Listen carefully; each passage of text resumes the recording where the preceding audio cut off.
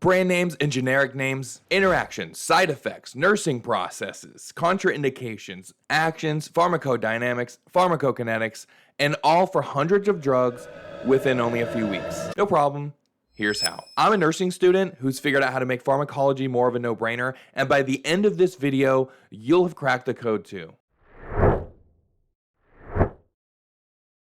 If you've been trying to memorize medication names, then uses, and side effects, and adverse reactions, all of that other stuff in that order, then you're doing it all wrong. Trying to keep all of that in your head in that particular way is just a web of memorization that I'm going to show you how to get rid of right now. What you're going to do first is focus on the receptor theory and the drug class. What do I mean by that?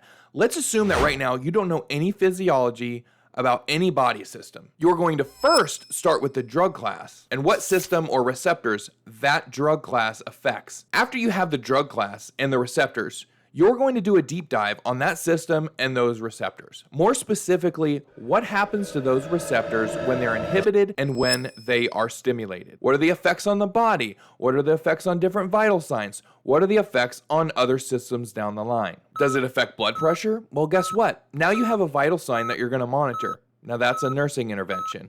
Also, you probably know what happens to people when they have really low blood pressure or really high blood pressure. Now you have side effects and possibly some adverse reaction. The point of this is, if you know the drug class and receptors involved, you can then extrapolate everything else out. Then simply know what drugs are in that drug class. It's backwards from what most people are doing to study pharmacology, and it actually makes more sense to your brain because you're building a simpler foundation or database to build upon, thus making the learning curve a lot more easy. Now, let's look at some examples. So let's say 1 week you get BP drugs and antidepressants. We'll just take the BP drugs and we're going to think about all the different systems that are related to blood pressure.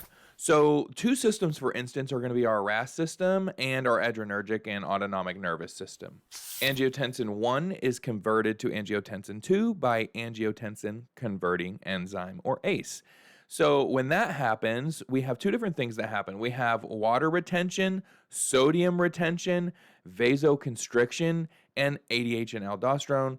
So what happens is here, these are things that all raise blood pressure. When we retain water, we have more volume in our blood and we have higher blood pressure. And also vasoconstriction obviously causes high blood pressure here. The thing is, when we have something like, for instance, a drug class like ACE inhibitors, we take out the angiotensin converting enzyme, right? So this prevents angiotensin 2 from being created, and it prevents the other two things that go down the line, which are the water retention, sodium retention, vasoconstriction, ADH and aldosterone, but we're not going to go through the ADH and aldosterone at this time.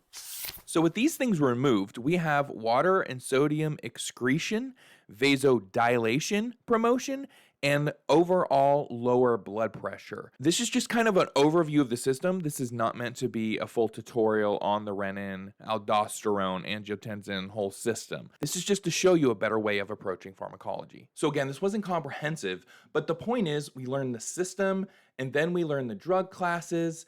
And then once we learn the drugs, we can put those drugs in the drug class categories. The reason why this is useful is you know the system, so you know if a receptor is affected, if a receptor is blocked, then you know what happens to the actual system. And from that, you can extrapolate things like side effects, right?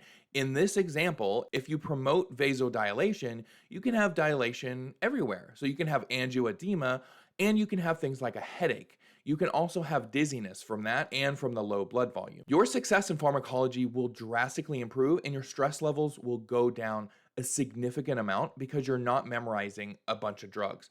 During pharmacology, I had anywhere between 60 and 100 drugs every single week to memorize. So every few weeks when I had a test, it could be on anywhere between 300 and 500 drugs. And that's obviously a lot of different drugs to memorize because you also have things like nursing intervention, right? This prevents brute memorization in pharmacology. Brute memorization is not learning in pharmacology. You have to understand the systems, understand the receptors, and the drugs are just an additive, and you won't find it so daunting. Whether it's down the line in nursing school or during your nursing practice, whenever you hear another drug, All you have to do is find out what drug class that's in, and you already know a lot more about the drug instantaneously. So it's a really good way, both short term and long term, to keep pharmacology in your brain for good. Thank you so much for watching. If you like this video, like and subscribe for more nursing and pre-nursing content. Hit the notification icon as it supports the channel and you can get notified every time I upload a new video. Drop a comment what kind of things that you might like to see next and let me know if anything was helpful. Again, thank you so much for watching. Go out there and earn it.